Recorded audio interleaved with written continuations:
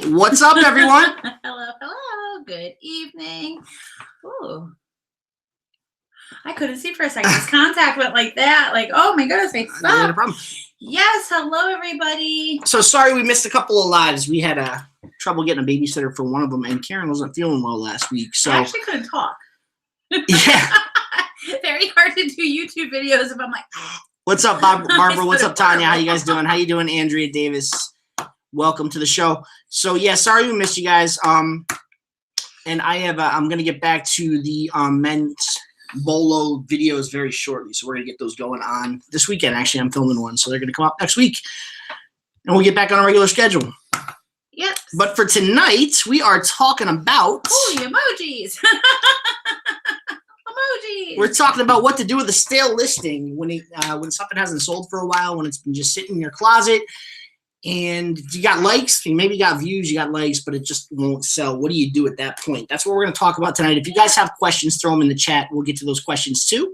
So, Karen, you're like the pro at stale listings. You love everything about stale listings. You always get them to sell. I'm going to ask you guys a question. What do I tell you? What's the first thing I tell you to do with the stale listing that's not selling? I'm going to wait for answers. I'm not going to spill it because I've told you guys this. This is just part of today's episode. Don't. What's up, Christine? What's up, Norma? What's up, Patty? Mary Marlowe, Catherine Aqua, Mike Rubin, and Cindy Hernandez. Emojis, what's going on, everyone? Emojis. How do you have a regular schedule with a baby? It's different. We've been keeping to a pretty good schedule, actually, with the baby. So not sleeping. Not the sleeping. Barbara, you win, and oh my B&B Scully, get it. Now you say she wins, but do you really relist before you optimize? Yes. I say optimize before relist. You could do it at the same time. Yeah. You definitely can do it at the same time. So relist. This bumps it up in SEO in every possible way. You get under new listings. You get like just listed. This is how Poshmark filters when people don't filter their searches. You know, it's like newly listed, top listed. So that's the first thing you're going to do. Forget all those likes. If 40 people have liked an item and you've gone through price drops through closet clear out and you've gone through offer selectors and of 40 people, nobody bought it, they're not going to buy it. Forget those likes. Get new eyes on it. So we're going to talk about not just relisting. What else can you do? So Jay was talking about optimization. And I still think you should do this first before you relist. You can do it at the exact same time. I think you should try it in stages to see what's going to work best. And I think the first stage would be optimizing your SEO and getting your keywords out there and making sure that your title is optimized perfectly and that you're going to get maximum views on an item. Because if you're not getting likes or views, relisting isn't going to help it if your titles. Well, that's why you would have a stale listing. If you're not getting likes, views, or it's moving, it's because you have a stale listing, and that's something you got to change. So optimization. A dress that had 70 likes. I understand that, but I think optimization should be the first case because of that. So Norma does make a good point. We are going to get to that. She's on fire. She knows what I'm thinking about. So SEO, pay attention to your title. It should be almost maxed out. You know, when I see things like black dress or Maurice's black pants, I cringe. I'm like, you're saying like 3 possible searching words in like the entire listing and the entire title. So max it out. You know, those of you that sell on eBay, you might are used to it a little bit more. eBay gives you more room in the title than Poshmark does. However, you guys should be maxing it out to an extent. You know, searchable keywords. People are going to search pants. People are going to search brand names. People are going to search like the certain item, shirt, top, dress, all that stuff. They're going to search that. Put it in there, people. You can also do the same thing to your description. Because guess what? On Poshmark, the keywords and descriptions come up in search. You know, how many times have you ever searched a specific brand and another brand comes up, but it's not even tagged that, but maybe it was mentioned in the description. That's why they're completely searchable, the descriptions. Make sure they're all good to go. And I'll explain my reasoning behind why I think this should be done first too. And Robin was just bringing up a point. She says, I have a ton of listings that aren't new, that don't have any likes to them or very few likes. So if you have that still listing in your closet and you're not optimized SEO wise, no one's gonna find it. I've tried. In fact, I'll give you an example today. I went to do a search for something I wanted to buy, and I typed in it was just I wanted to look for Burberry. I typed in Burberry with lowercase letters and all that, just no uppercase or anything. And Poshmark is very sensitive to this stuff, and nothing came up. I typed it in with a capital B and a little bit more detail, and everything came up. So it's all about how you list your items, and that might be why you're not getting likes or views, because you're not optimizing your title. We have people agreeing your with SEO. us. Look, I cannot stand it when people use a whole 3 words Yeah. in their title. It's a waste. I'm sure people can still find it. Max Sure, it out. Still sell, but it's not like giving it any real chance to sell if you have 3 words. It works like cute top. Yeah. Or nice. Stop using adjectives in your title. But my point with this whole situation too is if you go and you relist something that isn't optimized, you're just basically doing the same thing over and over again, and you're not going to get any results. Now, if you optimize first, then relist, you're going to get the results you want. Oh, 1-worded titles, just saying dress, shoes. This is the opposite of what you should be doing. This is a complete opposite of what you should be doing. Now, somebody else mentioned my other point. You know, you have to have a really good cover shot. However you guys take your photos. You know, everyone has a different style, a different backdrop, the way they take photos. And you know what is a good photo of yours. You know what is a half-butted photo of yours. You know. I know, you know.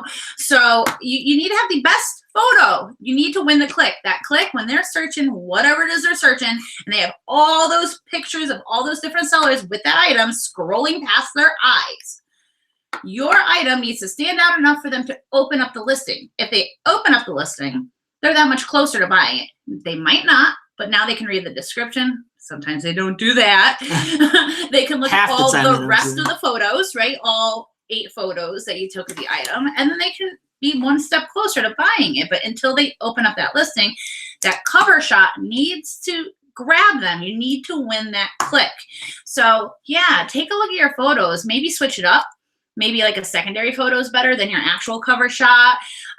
Maybe even reshoot the cover shot. When I say reshoot photos, I don't mean like all of them. But if your cover shot's like really like not good, you know, just reshoot the photo and then try that. That can definitely help. So Lisa says, how do you use, where did I see that? How do you use, I saw somewhere, there it is. How do you use SEO optimization?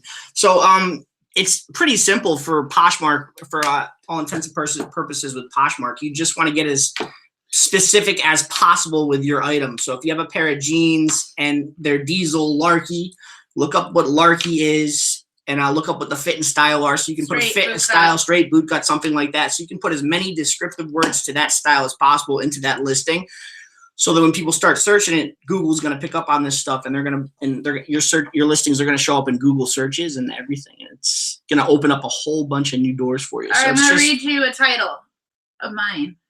J. Crew CC Teal Suede Leather Ballet Flats. So somebody going to search and typing CC J. Crew shoes, they're going to come up. Brand, right? Someone wanting a pair of teal shoes, they're going to come up.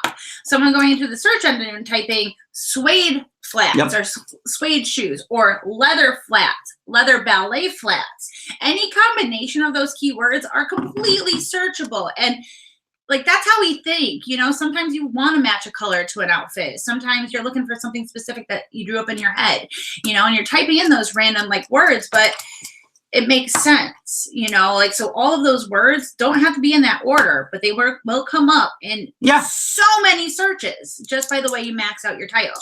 I hope I'm making sense. I really hope I'm making sense. That's what Jay was trying to say, like multiple different words. Yeah. So I put, Catherine, I put size in my title because I want people to know what the article size is going to be. So I just always list just a simple M or L or XL at the end of my description so that it shows up and they know what I do it with denim. I know, because on Poshmark you choose waist size. You do not choose inseam size. You can't. And women's designer jeans, you do measure inseam, and men's usually are a 36x32. Yeah. You know, but they don't give you that. They just give you waist. So a lot of people, they know their height and they know their inseam, especially if you're really tall or really short, you know. Very specific. So in my title, the very last thing, it'll say like 31x29, you know, just so they even know if they need to investigate even more. Imagine opening a listing and you get to the end and you're so excited and it won't fit you because it's too short. I don't do that. What I do, do. What I do with my sizes, especially with denim, is I just put the waist size in, because so many of these designer denims have been altered already. When you pick them up used, they're going to be altered to different lengths, and they're not going to be listed to what they're listed on the denim. So I always just write the waist size for the denim, and then I take the measurements and use the measurements as the inseam. Contradict your own photo. Yeah, and I actually just had a case opened up against me for that very purpose. That the jeans were new with tags, and they were a 36-32, but the inseam measured a 28-inch waist. I didn't put the length measurement in my description or title, and just put the measurements and just the waist. And I won the case because I had posted accurate measurements of the jeans, even though the tag had was mislabeled a 32. Yeah, because people do that. But the good thing is, like, women's designer jeans, it's rare that there's a X in. I've seen it here and there, like Big Star sometimes does it, or they do L's or whatever. But most of the time, like, women's don't have an inseam until you actually measure it. But there's the common ones. There's like a 30, there's a 32. There's so I always put it because it's not very common for women to have that on the tag. So Kathy's asking if the description is also included in SEO. I'm assuming she meant there. Yeah, it is, right? Yeah, whatever I can't fit in the title, put in the first line, it's in there. It continues on because it can pick up. Has anyone here, and I'm sure some of you are going to say yes and some of you say no, have ever opened somebody else's listing, and at the bottom it almost looks like Twitter or Instagram, and they put like a crap ton of hashtags. Now Poshmark doesn't work on hashtags. You can't click on them and they bring you to that hashtag like the other sites I mentioned. However, people, by saying hashtag and all these different brands, whenever someone searches that specific brand, that listing's going to come up even though it's not that brand. It's kind of like cheating the system, so that's why the description is completely searchable. Like, I've seen it happen. Oh, more emojis. So I've seen a couple more questions come in. I'm not sure, Gary, if they intend to increase the number of characters for the description title. That would be nice. Yeah, that would be. Robin says she started retaking all her photos and relisting brand new, and I do a lot of them, 15 to 20 at a time. Then I get sales for days, and mostly my older items. It works. Yeah, nice. It does work. And doesn't that feel so great? Ava wants to know if we always had a love for fashion, or if you always had a love for fashion, and is that why you do this? My clothes were on a runway show. I used to actually make clothes, clothing. So, yes. And I always tried to look as good as I could, but didn't really care too much about fashion until I got into this business. Now it's little second tidbit nature. About me, huh? Little tidbit. Walk down a fashion runway. Not me modeling them. What's up, the real Stitch? Definitely. Yes, Robin, so we talked about awesome. SEO, we talked about relisting, we talked about re-photographing.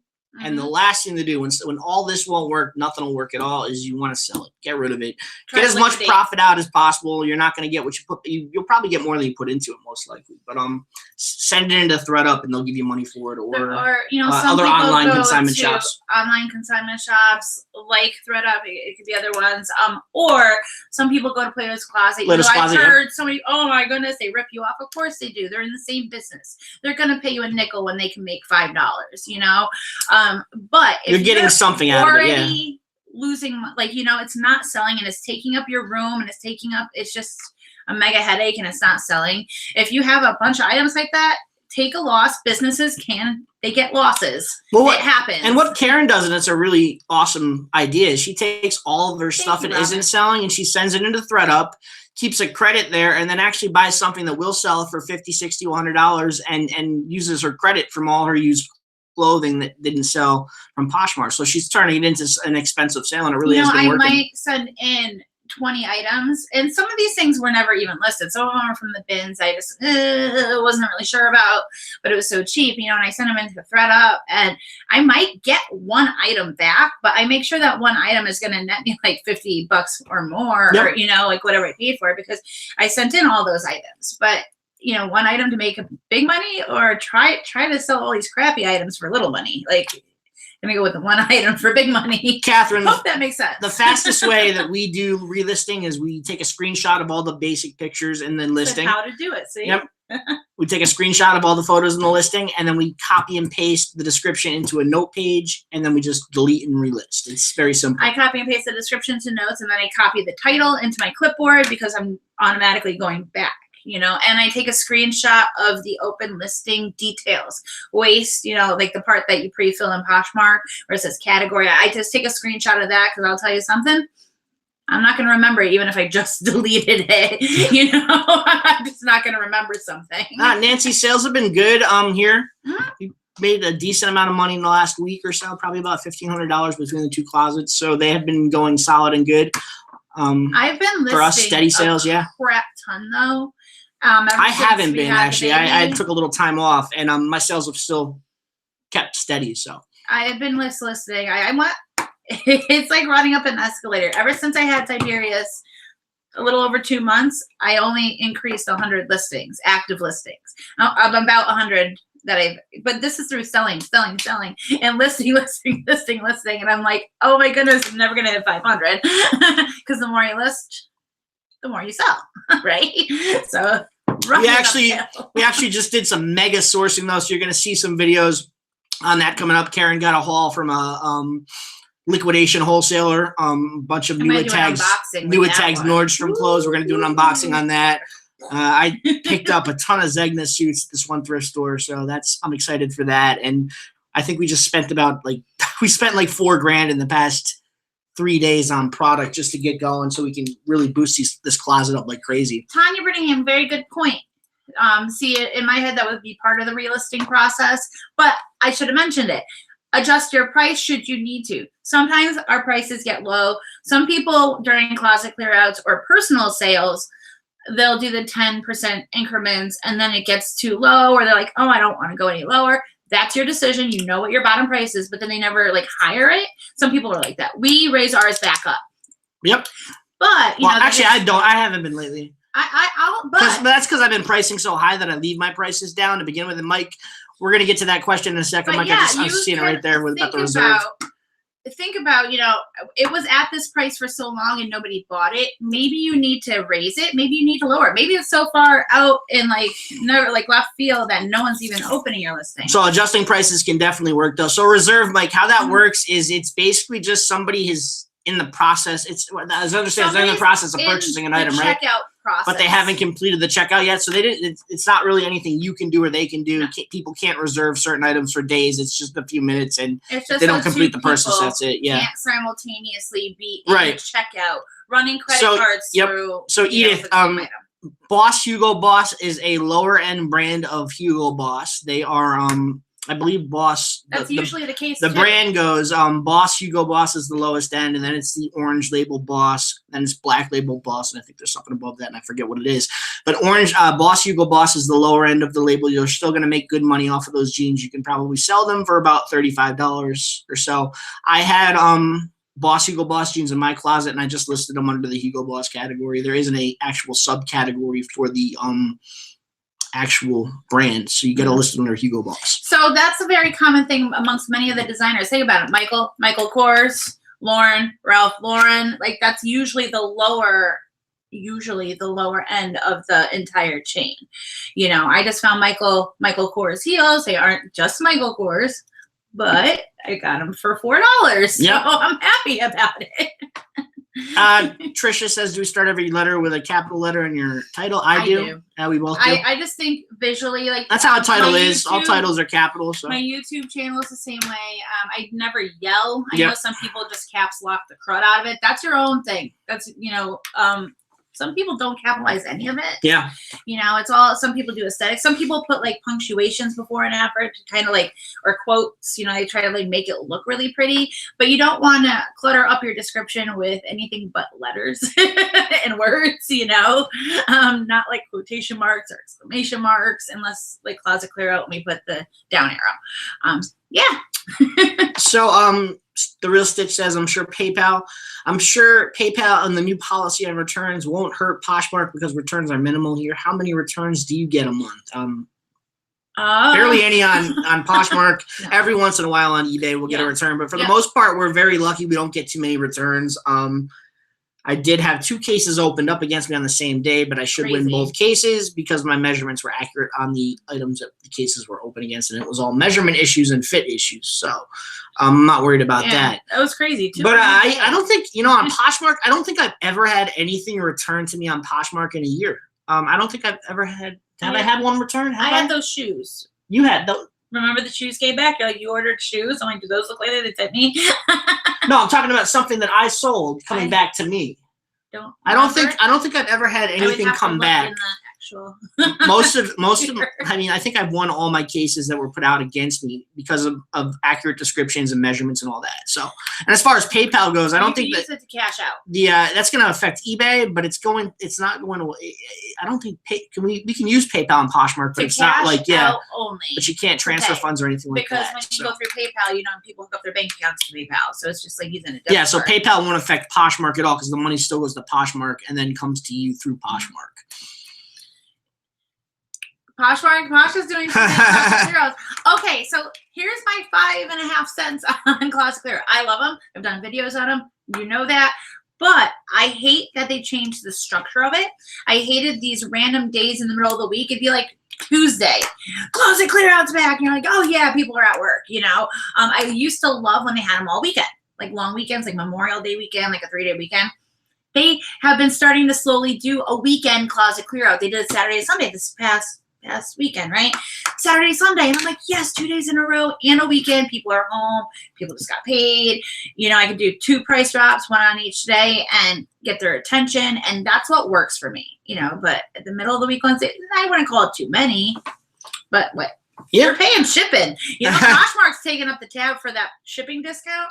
How could that be a bad thing? You don't have to participate. So Chelsea Lendor says, do you guys find that a lot of brands that resellers on YouTube talk about tend to begin not selling as well because it gets too saturated? When I'm lucky enough to find them, they don't sell. I don't think that's the case at all. I talk about my brands all the time on YouTube, and I have no problem selling my diesels or my I just put out a whole bolo video on denim, and I've had no problem selling any of those in the past year. And those are all brands that most resellers have been talking about in the past as well. So there's nothing new there. These are all brands that have been around for a while, that are going to be around for a while, that are always going to be sold in trade in the marketplace in one way or another. So I think that if your brands aren't selling and they're good brands, you need to take a look at. Speaks for itself. Yeah, you need to take a look at your pictures and your listings and your again, everything we talked about tonight. If something's not selling and you have the good brands, they will sell. No matter how many are out there, someone's going to buy them. So I hear a lot that term oversaturation. Yeah. There's so much free people. I'm like, yeah, but people price differently. The condition of the item might not be new. It might be used. It's all different. I mean, I search for free people in specific cuts and sizes, and I can barely find it. So there's no such oversaturation. Yeah. People might want a very specific thing in a specific size, and just because there's so much of one brand doesn't mean it's actually out there, or a lot of them. See, and there's another thing. I've heard a lot about Tommy Bahama, like Elisa Goldman says, being oversaturated and overexposed a year or two ago. I've never had a problem selling Tommy Bahama. I still pick it up to this day, and I sell it every spring and summer. I think last year, actually, I can't say every spring and summer because I've only been doing this for a year, but last year when it was oversaturated, I sold a ton of Tommy Bahama throughout the summer, and even sold one in the winter. So I think this oversaturation is, you guys don't worry too much about that. Don't let that cloud your judgment on whether you should pick something up. Back of your head, forget about it. You do you. Worry about what you're doing. If something sells and you've done it, or it's cheap enough to invest in, if you've heard someone talking about a certain brand, whether it be on YouTube or Instagram or wherever, there's a lot of people that share their information. We want to help. We want everyone to grow. Try it out if it's cheap enough. If it doesn't move for you, it doesn't mean it's oversaturated. It just might not move for you. So Miss Gargard says, could you ever do a video on how to use Instagram, what to post, how often, what the heck a story is? We're not the best experts on Instagram. Karen's getting better. I don't do any Instagram. I operate 3 accounts. But we are strictly a Poshmark channel, so I don't know. I can show them how I operate my Poshmark Closet. You can, that's a good idea. We can do that. You're too fast for the man who does not use Instagram. You are answering when you do not use Instagram. He smiles for pictures though. Sometimes. Sometimes. I found, let's see, Shirley Sue says, I found a pair of 7 for all mankind.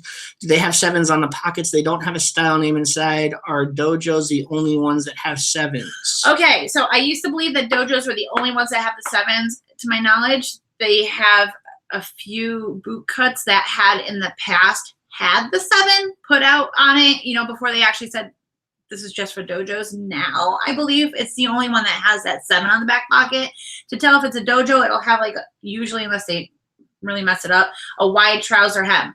The hem's like very thick, not a thin normal jean one, but some people get them hemmed bad and like completely get rid of that for some reason. But if it has that and the 7s, then they are dojos. Good? Yeah. Good. That's good for me. Yes, we do cut jeans into shorts in the summer. In fact, we're looking for a site that sells used Levi's so we can get into that even on a bigger scale because they do sell very well. So if you guys know of any sites that sell used Levi's, throw them our way. We're going to find them eventually, though. Oh, these are, I think we both are reading the same one. Because when I'm starting to read one, all of a sudden you start speaking about it. I'm like, oh, I just got that. 7 for All Mankind is killing it in my closet. I think I just sold a pair the other day for $65. I sell a pair of 7 for All Mankind's at least 2 pairs a month, if not more. There's no way it's saturated. Keep picking it up. It's worth it. Same thing with jeans. The waist slash inseam side, considering so many people adjust their inseams. You know, as someone's saying, I want a pair of dojos, and you search dojos, a lot come up. But to have the exact waist and inseam for that person, and in a wash, you know, like the color of the dojos and condition and a price point that person wants. No, jeans are very specific. It's not like a medium shirt where there's different kinds of mediums, you know, or squeeze into a medium. Jeans are different. I do love making shorts from jeans as well. I do this sometimes if I miss a flaw. I do purposely buy Levi's to cut into shorts. Or any high-waisted, like vintage, but not like awesomely vintage, like Tommy Hilfiger high-waist ones. I've done those into shorts. I've done a few Wranglers into shorts. Those don't sell for so much money, but they still have that awesome look to it. But if I completely mess up or miss a flaw when I buy it, and it's like a bad one, like a hole like where it really shouldn't be, or a huge stain, I'm just gonna cut them into shorts and try to recoup some of my money. And it works usually. It usually works. Yeah, I did it with dojos. Yeah. They just listed them. They have the 7s on the back pockets. Somebody had done such a horrible job taking up the inseam. Dojos naturally have like I think a 34 or 36-inch inseam. Like it's really tall. They're meant to be altered properly, but they did such a botch job. They were also uneven. Like I was like, I can't list these, and I cut them into shorts. Nancy, skinny's in. Skinny's always has been in for a while, so skinny jeans are big. Slim cuts, straight legs for men. Women skinny too, right? This time of year crops. Skinny crops or boyfriend crops. Boyfriend crops are like slim boyfriends that like they sit on your hips, not your natural waist. You know, if you pull down a pair of man's pants, that's how it's supposed to like fit. They're somewhat straight through the leg with a relaxed fit in the hip and thigh. But what they make them for women, they make them slenderer for the women's form. So they have a little bit of bagginess to them on your hips, and then they're cropped, and you just kind of roll them up to mid calf. I sold that one pair in like minutes. Yeah. I was like, how did that happen? I thought it was a mistake. So Nancy, True Religion is definitely a yes, but make sure you authenticate it first, because it's a highly faked pair of jeans. We find fakes every day of True Religion in our local thrift store. And thrift stores don't authenticate before they put them on the shelf. So you need to do your due diligence and make sure they're real before you buy them. Otherwise, you're going to be stuck with a return or something like that. So. I've seen horrible fakes. There are really good True Religion fakes out there that are very hard to distinguish, so be careful. But I've seen a really horribly bad and poor job at faking them, and the thrift store has them marked up to like $40. I'm like, first of all, that's not thrift store prices, that's obscene. And they are so fake, I want to cry. So a Stitch in Life says, did you put your closet on holiday while you had your baby? No, she was actually sharing in the hospital during labor. I swear to God, I'm not lying. She really had her phone out while she was in the process of having contractions. And she was answering questions and sharing. And she actually made 4 sales during birth. And I'm not lying. I'm not lying about this. We made 4 sales from the start to end of the birth of the baby. It was helping me, like in the beginning of the contractions, not like but in the beginning, it was helping me like take my mind off of it. I was up for hours. I hadn't eaten. I'm like, can we just get this And over congratulations on a stitch in life, by the way, on your baby. with? So I was answering questions. You have a very happy and healthy baby. Oh, yay. I am still picking up AG, yes. Some of mine are sitting, but I think it's the smaller sizes that are sitting. The bigger sizes, 34s and up. What's your favorite size that you hate to find? 31s. I've been finding nothing but 31s lately, and I still pick them up because they're going to sell eventually. But AG, the beginning AG of will still sell, yeah. Tanya. The very beginning. All right, so we got time for a few more questions. It is 9:03, so what do we got here? My AG site sits as well. I think my pictures are clear and decent. Prices are middle of the road, medium sizing, measurements included. So frustrating, yeah. Target follow. Target follow. Go people would like that jean, yeah. exact jean and just target follow the crud. This is also how I think I sell a lot of jeans too. I go into the denim party, which they have at least once a week. Best in jeans at the 3 o'clock midday one, and I go to the designer tab, and on my iPad I can see how many likes each listing has. So whenever I'm scrolling and I see a pair of jeans that has like 12 likes, I'll open it up and I'll follow all those people because I sell so much designer jeans. I'm not like, oh, I've never sold that pair of jeans before. If you're a size 27 in Joe's jeans and you like that listing, I'm sure I either have a pair or 10 of that size and brand, or I'm going to get it in the future. You know, so I just target followed the whole thing, the whole party. I could get stuck in that party showroom. Yeah, get as much work as you can get done in the hospital. If you're ever in the hospital, it's a perfect time to Poshmark. So took my mind off of it. I know that sounds crazy, but I was. It worked. You know, some people like breathe crazy or look at TVs. Or so last call for questions, guys. If you got a question, throw it in the chat. We'll wait a couple of minutes, and then we're gonna get going. Nancy, oh, you had major surgery. I hope everything went well. She had a family finger laptop. Yeah, I saw that. I know. That's what I was talking about.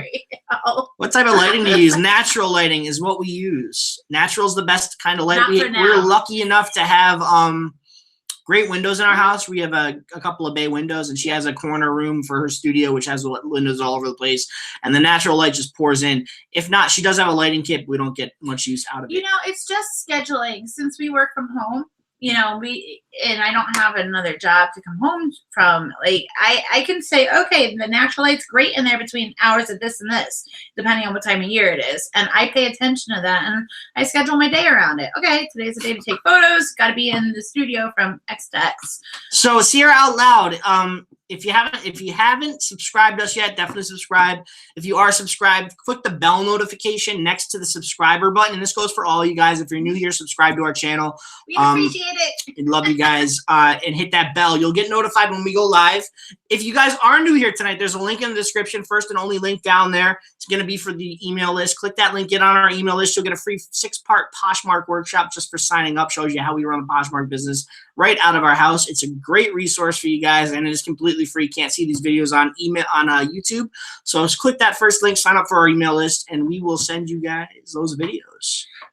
Jody says if you're limiting yourself by natural lighting, get lamps with natural light bulbs. I have tried that in my light box. I don't like the way it looks. And the room I'm working in, the lighting kit tapes up like so much. It's an odd room to have the lighting kit in, so I try not to use it.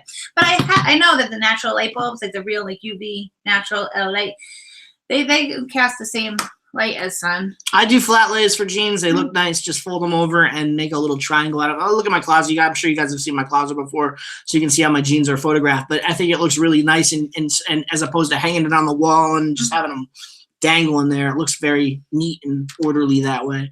Yeah, if you guys want to, take a look at my closet, see how I photograph my men's jeans. Take a look at Karen's closet, see how she does her women's jeans. We're very similar in jean photography.